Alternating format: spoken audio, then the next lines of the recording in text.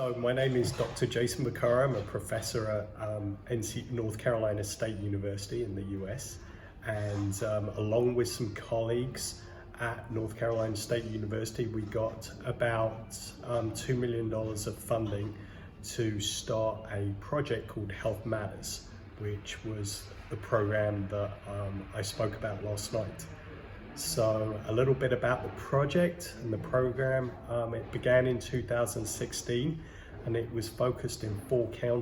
rural counties in North Carolina that had obesity rates of above 40%. So if you think about that, nearly 1 out of every 2 people that lived in those communities were obese.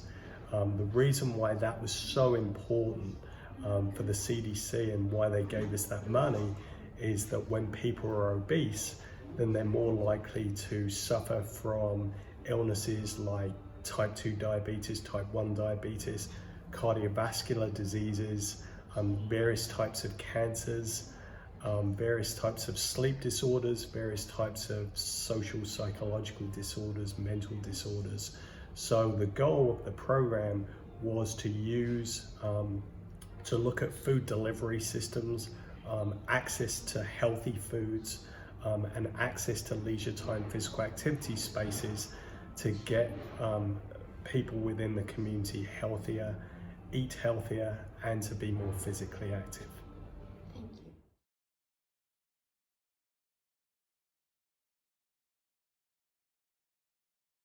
So people in rural counties, in these rural counties in North Carolina, I'll give you an example. So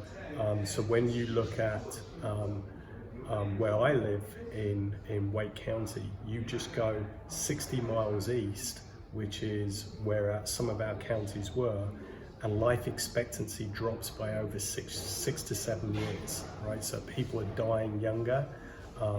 just because of the environment that they live in. So that was kind of a driving force behind that. The other thing is that many of these folks in these counties don't have access to healthy foods, don't have access to spaces to be physically active. So we thought that we can use the resources and use this project as a way to help give them access to both of those things that have a direct relationship with high obesity rates.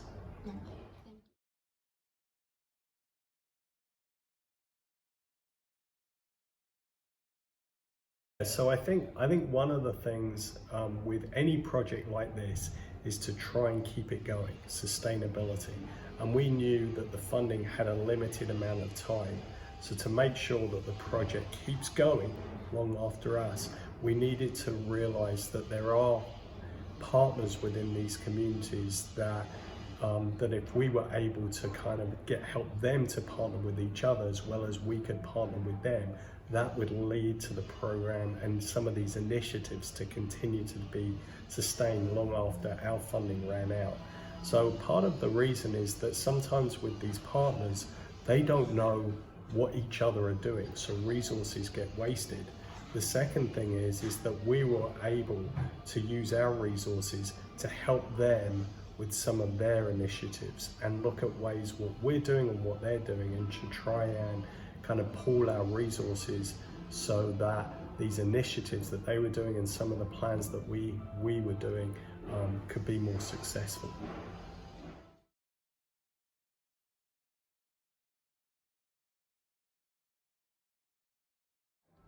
Yeah, so one of the things that we were very intentional about, so our project was funded by this model called the socio-ecological model, and I know it sounds all academic, but basically what it says is that to change your behavior, to change behavior on a big scale,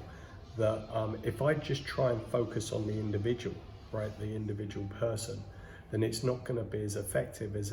if, like, what we do is we focus on the individual's friends and family, the community around them, and then also policy like laws and that kind of thing. So we try to focus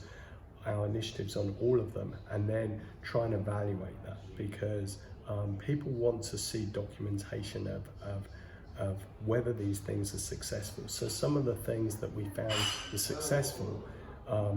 you know, in terms of physical activity, for example, we use cameras that took pictures every 20-25 minutes over a long period of time, and then we were able to look at interventions, to look at programs that were put on, changes in the environment, and we were able to see whether through these images that the cameras were taking, whether that made people use the spaces more, whether they're more physically active in the spaces, just because, and the way we did that was through machine learning. So we saw a presentation yesterday, we were able to get some people to code various images and then use an algorithm to kind of code those images to see whether these programs had an effect. That was just one example, but other ways we measured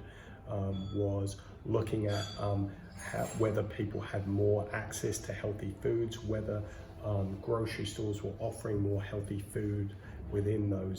their communities, looking at various programs, whether people were more engaged in some of those healthy physical activity programs in there as well.